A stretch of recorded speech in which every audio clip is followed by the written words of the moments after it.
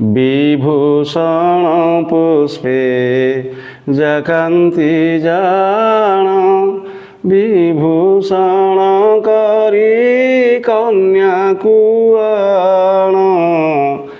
বারাণসীরে পদ দেই আসু, বরণ করি রাম মন তসু সে। বলি দেলে কৌশিক যে, বলি দেলা প্রায় গোলি চন্দনকু। হইলে রঘুবংশিক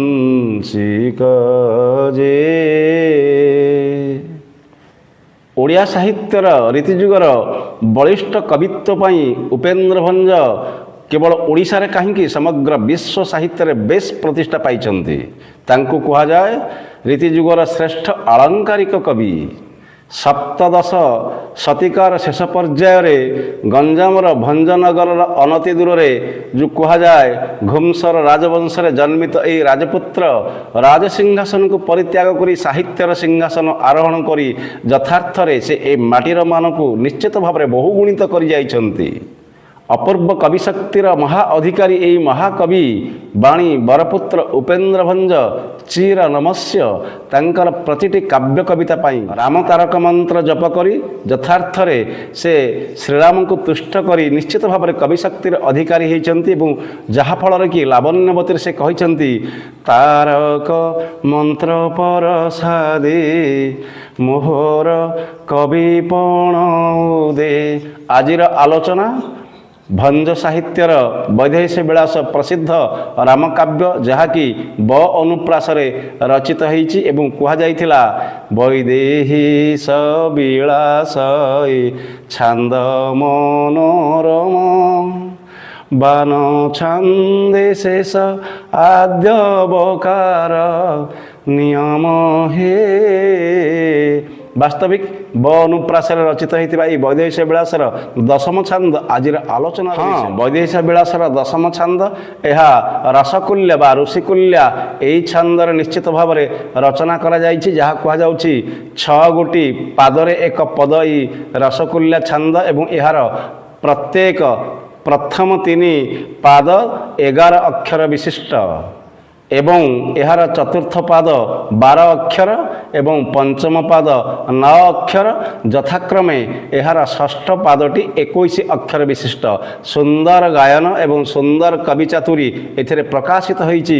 ବ ଆଦ୍ୟ ଅନୁପ୍ରାସରେ ରଚିତ ହୋଇଥିବା ଏହି ବୈଦେହୀଶ ବିଳାସର ଦଶମ ଛାନ୍ଦ ଅତୀବ ରମଣୀୟ। ସୀତାଙ୍କର ବେଶ ବର୍ଣ୍ଣନା ଅତ୍ୟନ୍ତ ଚମତ୍କାର। କୁହାଯାଇଥିଲା, ବିଭୂଷଣ ପୁଷ୍ପେ ଯକାନ୍ତି ଜାଣ, ବିଭୂଷଣ କରି କନ୍ୟାକୁ ଆଣ। ବାରାଣସୀରେ ପଦ ଦେଇ ଆସୁ, ବରଣ କରି ରାମ ମନ ତୋଷୁ ସେ। ବୋଲି ଦେଲେ କୌଶିକ ଯେ, ବୋଳି ଦେଲା ପ୍ରାୟ ଗୋଳି ଚନ୍ଦନକୁ। ହୋଇଲେ ରଘୁବଂଶିକ ଯେ। ତେବେ ଆସନ୍ତୁ ଏହି ପ୍ରଥମ ପଦର ସୁନ୍ଦର ଭାବକୁ ନିରୂପଣ କରିବା। ଯେଉଁ ସୀତାଙ୍କର କାନ୍ତି ଛଣ ପୁଷ୍ପର କାନ୍ତି ପରି ସେହି କନ୍ୟାକୁ ବିଶେଷ ଭାବରେ ମଣ୍ଡନ କରି ଆଣ ଏବଂ ଅଶୁଭ ଶକୁନମାନଙ୍କୁ ବିନାଶ କରିବା ପାଇଁ ଗଣେଶଙ୍କର ପଦାର୍ଥ ଗୁଡ଼ିକୁ ଅର୍ପଣ କରି ସେ ଆସୁ ଏବଂ ବରଣ କରି ରାମଚନ୍ଦ୍ରଙ୍କ ମନକୁ ତୋଷ କରୁ। ଠିକ୍ ବିଶ୍ୱାମିତ୍ର ଏହି କଥା ଜନକଙ୍କୁ କହନ୍ତେ ରାମଚନ୍ଦ୍ର ଚନ୍ଦନକୁ ଘୋରି ଦେହରେ ବୋଳି ହେଲା ପ୍ରାୟ ମନେ କଲେ।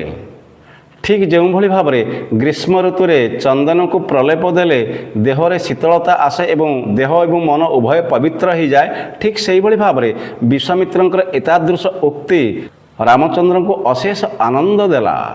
ଏବେ ଆସନ୍ତୁ ବୈଦେହୀଶ ବିଳାସର ଦଶମ ଛାନ୍ଦର ଦ୍ୱିତୀୟ ପଦକୁ ଆଲୋଚନା କରିବା, ଯାହା କୁହାଯାଇଥିଲା, ବିଧାନ ହୋଇଛି ଜାନାମ ସୀତା ବର୍ଣ୍ଣନେ ଶୋଭାତି ମଧୁରତା ବୁଢ଼ୀ ନେତ୍ର ଆଜ ହେବ ପବିତ୍ର ବିଶେଷ କର୍ଷି ଦେଇ ହୃଦ କ୍ଷେତ୍ର ବୁଣିଲାଣି ସ୍ନେହ ବୀଜ ଯେ ବିଚାରୁ ଏମନ୍ତ ଜନକ ସମ୍ମତ ଶୁଣିଲେ ସଖୀ ସମାଜ ଯେ। ରାମଚନ୍ଦ୍ର ଏକଥାକୁ ମନ ମଧ୍ୟରେ ଭାବନା କରୁଛନ୍ତି, ଯାହାର ନାମ ବିଧାନରେ ସୀତା ହୋଇଅଛି ଏବଂ ତାହାଙ୍କର ଶୋଭା ବର୍ଣ୍ଣନା ଅତ୍ୟନ୍ତ ସୁନ୍ଦର ନିଶ୍ଚିତ ଭାବରେ ହୋଇପାରିବ। ସୀତା ଅର୍ଥାତ୍ ଶର୍କରା ଯିଏ ମଧୁରରୁ ମଧୁରତର, ଠିକ୍ ସେହିଭଳି ଭାବରେ ସୀତା ନିଶ୍ଚିତ ଭାବରେ ଉତ୍କୃଷ୍ଟ ଶର୍କରା ଠାରୁ ଆହୁରି ମଧୁର ଏବଂ ସୀତାଙ୍କର ନାମ ଶ୍ରବଣ ଆହୁରି ମଧ୍ୟ ମଧୁର। ଯିଏ ଗଙ୍ଗାରେ ବୁଡ଼ ପକାଏ ସିଏ ତ ପବିତ୍ର ହୁଏ। ତେଣୁକରି ରାମଚନ୍ଦ୍ର ଭାବୁଛନ୍ତି ମୋର ନେତ୍ର ଯୁଗଳ ସୀତାଙ୍କର ଏହି ଅପରୂପକୁ ଦର୍ଶନ କରି ନିଶ୍ଚିତ ପବିତ୍ର ହେବ। ବିଶେଷ କରି ମୋ ହୃଦୟ ରୂପକ କ୍ଷେତ୍ରକୁ ସେ ନିଶ୍ଚିତ ଭାବରେ କର୍ଷଣ କରି ସ୍ନେହର ବୀଜକୁ ବୁଣି ସାରିଲାଣି। ଠିକ୍ ରାମଚନ୍ଦ୍ର ଏହା ବିଚାର କଲାବେଳେ ଜନକ ବିଶ୍ୱାମିତ୍ରଙ୍କର କଥା ଶୁଣି ସମ୍ମତି ହେବାରୁ ସୀତାଙ୍କ ସଖୀମାନେ ଏକଥାକୁ ଶୁଣିପାରିଲେ। ଏହା ଦ୍ୱିତୀୟ ପଦରେ କୁହାଯାଇଛି। ତେବେ ଆସନ୍ତୁ ବୈଦେଶ ବିଳାସର ଦଶମ ଛାନ୍ଦର ତୃତୀୟ ପଦକୁ ଯଥାକ୍ରମେ ଆଲୋଚନା କରିବା। ବେଶକାରୀ ଡାକି ପିଠେ ବସାଇ ବେଶ ବିରଚିଲେ ଚିତର ସାଇ ବିମ୍ବ ଦେଖାଇଲେ ଛାମୁରେ କେହି ବିମ୍ବା ଧରି ଆଡ଼ମ୍ବରକୁ ବହି ସେ ବିବନ୍ଧ କଲେ କୁନ୍ତଳ ଯେ ବିଚିତ୍ର ମଣି ନୀଳମଣି ପ୍ରତିଭା ଊର୍ଧ୍ୱ ପ୍ରକାଶିତ ତଳ ଯେ। ସୀତାଙ୍କୁ ବେଶ କରିବା ନିମିତ୍ତ ସଖୀମାନେ ବେଶକାରିଣୀମାନଙ୍କୁ ଡାକି ସୀତାଙ୍କୁ ଆସନରେ ବସାଇ ତାହାଙ୍କ ଚିତ୍ତକୁ ରସାଇ ବେଶ କଲେ। କେହି ସୀତାଙ୍କ ଛାମୁରେ ଦର୍ପଣ ଦେଖାଇଲେ। ସେହି ଦର୍ପଣ ସୀତାଙ୍କ ପ୍ରତିବିମ୍ବକୁ ଦେଖାଇ ତାହା ଅପୂର୍ବ ଶୋଭାଶ୍ରୀରେ ମଣ୍ଡିତ ହେଲା। ଅଥଚ ଦର୍ପଣ ମଧ୍ୟ ନିଜକୁ ଧନ୍ୟ ମନେ କଲା ସୀତାଙ୍କ ସମ୍ମୁଖରେ ରହିବାରୁ। ତତ୍ପରେ ସଖୀମାନେ କେଶକୁ ଫିଟାଇଲେ। କେଶ ଫିଟି ପିଠି ଉପରେ ପଡ଼ି ତଳକୁ ଲମ୍ବିବାରୁ ଜଣାଗଲା ନୀଳକାନ୍ତ ମଣିର ପ୍ରଭା ଉପରୁ ତଳକୁ ଲମ୍ବି ଅଛି କି? କାରଣ ନୀଳକାନ୍ତ ମଣିର ପ୍ରଭା ତଳୁ ଉପରକୁ ଉଠିଥାଏ। ଏହା ନିଶ୍ଚିତ ଭାବରେ ଅତ୍ୟନ୍ତ ବିଡ଼ମ୍ବିତ। ଏବେ ଆସନ୍ତୁ ଏହାର ଚତୁର୍ଥ ପଦକୁ ଆଲୋଚନା କରିବା। ବିଲେପି ଅଳ୍ପ ତୈଳ ସାମଳି ବାରଣ ଦନ୍ତ ପ୍ରସାଧନ ଚାଳି ବିଭାବ ସୁଜା କଲ୍ଲୋଳରେ ଭାସେ ବିକଶି ଆସିଲା କୁମୌଦ କିସେ ଯେ ବାନ୍ଧିଲେ ଯୋଡ଼ା ଯତନେ ଯେ ବନ୍ଦୀ ହୋଇଲା ମରକତକୁ ବେଡ଼ିରେ ବନି ହେବେ ମନ ମିନେ ଯେ। ବେଶକାରିଣୀମାନେ କେଶରେ ଅଳ୍ପ ତୈଳ ଲଗାଇ ସାଉଁଳି ଦେଲେ ଏବଂ ଏହା ପରେ ପରେ ହସ୍ତିଦାନ୍ତ ପାନିଆରେ ସୀତାଙ୍କ ମୁଣ୍ଡକୁ କୁଣ୍ଡାଇ ଦେଲେ।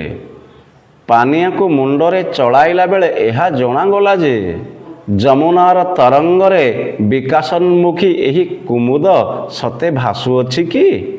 କାରଣ ଯମୁନାର ଜଳ ଗାଢ଼ କୃଷ୍ଣବର୍ଣ୍ଣ ଏବଂ ସୀତାଙ୍କର କେଶ ଏହା ମଧ୍ୟ ଗାଢ଼ କୃଷ୍ଣବର୍ଣ୍ଣ ଏବଂ ସୀତାଙ୍କର କେଶ କୁଞ୍ଚ କୁଞ୍ଚ ହେଇଥିବାରୁ ଏହା ନିଶ୍ଚିତ ଢେଉର ଭ୍ରମ ସୃଷ୍ଟି କରୁଥାଏ। ଏବଂ ତାହା ମଧ୍ୟରେ କୁମୁଦ ପରି ଏହି ସୁନ୍ଦର ଚିକ୍କଣ ପାନିଆ ନିଶ୍ଚିତ ଭାବରେ କୁମୁଦର ଭ୍ରମ ସୃଷ୍ଟି କରେ। ସୁନ୍ଦର ଶବ୍ଦର ପରିପାଟି ଶବ୍ଦ ସମ୍ରାଟ ଉପେନ୍ଦ୍ର ଭଞ୍ଜଙ୍କର। ଏବଂ ଏହାପରେ ସେମାନେ ଯତ୍ନ କରି କେଶର ଏଇ ଯୋଡ଼ାକୁ ବାନ୍ଧିଦେଲେ। ଆଉ ସତେ ମଧ୍ୟ ସେ ଯୋଡ଼ା ରୂପ ମର୍କତମଣିର ଖାଳେଇରେ ଦର୍ଶକଙ୍କର ମନୋରୂପକ ମୀନ ବନ୍ଦୀ ହୋଇଯିବ। ଏବେ ଆସନ୍ତୁ ବୈଦେହୀଶ ବିଳାସର ଦଶମ ଛନ୍ଦର ପଞ୍ଚମ ପଦକୁ ଆଲୋଚନା କରିବା। ବିତୁଳ ମଥା ମଣିମାଣିକ୍ୟର ବିଭାଗ ସୀମନ୍ତ ସିନ୍ଦୁରଗାର ବନ୍ଦୋବସ୍ତେ ଭିଡ଼ ପାଟସୂତ୍ରରେ ବିଧୁନ୍ତକ ଗଳ ମିତ୍ର ହସ୍ତରେ ସେ ବିଧିବ ସେ କିବା ପଡ଼ି ଯେ ବକୁଳ ଗର୍ଭକ ସୁଧା ଉଦ୍ଗାରୁଛି ଭୟରୁ ନ ଦେଇ ଛାଡ଼ି ଯେ। ସଖୀମାନେ ତତ୍ପରେ ସୀତାଙ୍କ ସୁନ୍ଥାରେ ସିନ୍ଦୁରଗାର ଦେଲେ ଏବଂ ଅତୁଲ୍ୟ ମାଣିକର ମଥାମଣି ଦେଇ ପାଟସୂତାରେ ଯୋଡ଼ାର ମୂଳକୁ ବାନ୍ଧିଦେଲେ। ଏବଂ ଏହା ଦେଖି ମନେ ହେଲା ସୂର୍ଯ୍ୟଙ୍କ କବଳରେ ରାହୁର ଗଳା ଦୈବବଶରେ ପଡ଼ିଗଲା କି? ତେଣୁ ଭୟ ହେତୁକ ସେ ଛାଡ଼ି ନ ଦେବାରୁ କେଶ ମଧ୍ୟରେ ଥିବା ବକୁଳ ମାଳ ରୂପ ଅମୃତକୁ ବାନ୍ତି କରୁଅଛି କି? ଏଥିରେ ଏହିଭଳି ତୁଳନା କରାଯାଇପାରେ, ରାହୁ କଳା ଏବଂ କେଶର ଯୋଡ଼ା ମଧ୍ୟ କଳା। ସୂର୍ଯ୍ୟ ଲାଲ ଏବଂ ପାଟଡୋର ମଧ୍ୟ ଲାଲ। ପାଟଡୋର ରୂପ ସୂର୍ଯ୍ୟ ରାହୁ ରୂପ ଯୋଡ଼ାକୁ କବଳ କରିବାରୁ ସେ ରାହୁ ରୂପକ ଯୋଡ଼ା ବକୁଳ ଫୁଲମାଳ ରୂପ ଅମୃତ ବାନ୍ତି କରି ପକାଇଲା। ଏହା ନିଶ୍ଚିତ ଭାବରେ ପଞ୍ଚମ ପଦରେ କୁହାଯାଇଛି। ବିଶେଷ କରି ଉପେନ୍ଦ୍ର ଭଞ୍ଜଙ୍କର ପ୍ରସିଦ୍ଧ ରାମକାବ୍ୟ ଏହି ବୈଦେହୀଶ ବିଳାସର ଆଲୋଚନା ଅଧମ ପକ୍ଷେ ସମ୍ଭବ ନୁହେଁ। ଯଥାର୍ଥରେ ଉପେନ୍ଦ୍ର ଭଞ୍ଜଙ୍କର ପ୍ରସିଦ୍ଧ ରାମକାବ୍ୟ ବୈଦେହୀଶ ବିଳାସ, ଯାହାକି ଓଡ଼ିଆ ଅସ୍ମିତାର ପରିଚୟ, ନିଶ୍ଚିତ ଭାବରେ ଆମ ପ୍ରାଚୀନ ସାହିତ୍ୟକୁ ଆମେ ବୁଝିବା, ଆମ ପ୍ରାଚୀନ ସାହିତ୍ୟକୁ ଆମେ ଜାଣିବା। ଆଗାମୀ ପିଢ଼ି ପାଇଁ ଏହା ନିଶ୍ଚିତ ଭାବରେ ଏକ ବରଦାନ ସଦୃଶ୍ୟ। ଏହି ପ୍ରାଚୀନ ସାହିତ୍ୟ ଆମ ଅସ୍ମିତା, ଆମ ପରିଚୟ ନିଶ୍ଚିତ ଭାବରେ ବହନ କରୁଥାଏ। ତେଣୁ ପରବର୍ତ୍ତୀ ସମୟରେ ଆମେ ଉପେନ୍ଦ୍ର ଭଞ୍ଜଙ୍କର ଅନ୍ୟାନ୍ୟ ସାହିତ୍ୟକୁ ମଧ୍ୟ ଆଲୋଚନା କରିବା। ବନ୍ଦେ ଉତ୍କଳ ଜନନୀ।